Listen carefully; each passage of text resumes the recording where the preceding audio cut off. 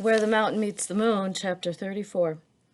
Which one of you is a Fu and which one is Dafu?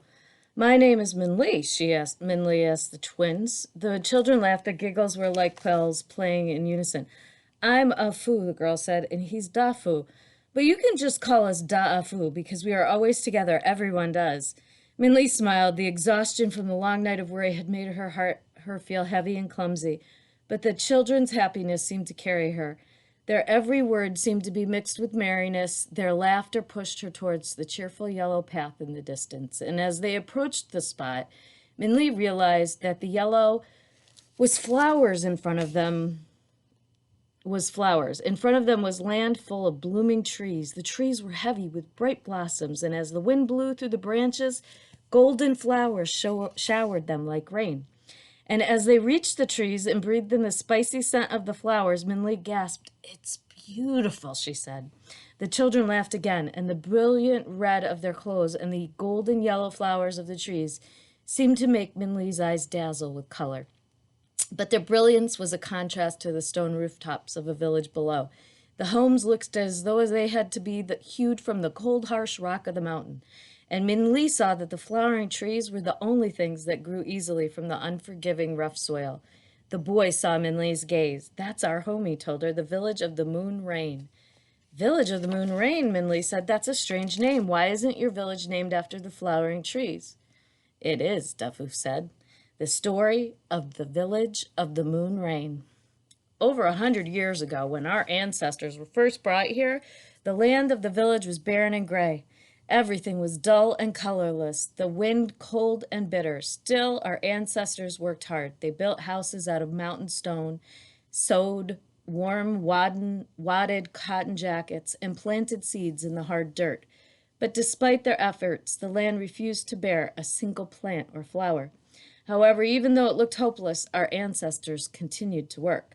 Then one night, when the moon was big and round, the air filled with a strange fluttering sound. Our ancestors thought that a great storm was coming and rushed inside. And a great storm was coming. With a crash, raindrops seemed to fall from the sky. But what strange rain it was, round and smooth in the glowing light, the raindrops looked like silver pearls. And when they touched the ground, they disappeared. It's raining pearls, our ancestors said to each other, jewels from the moon. And they rushed out with baskets and bags, catching what they could from the storm. Magically, when the raindrops were caught, they didn't disappear, and soon their baskets and bags were full. But in the morning, our ancestors saw that the drops were not pearls or jewels. In the sunlight, they saw that they were really seeds, but no one knew what kind of seeds they were. Curious, they planted them in the hard earth. And when the moon rose again that night, the strange rain fell again as well. This time, our ancestors were not fooled and just watched the drops disappear in the ground. Here's a picture of the drops, I think, coming to the ground. But in the morning, the planted seeds were sprouting as if watered by a magic brew. So night after night, the seed rain fell from the sky, and as the daylight broke over the land, the seedlings grew higher. Soon they grew into beautiful silver trees with golden flowers.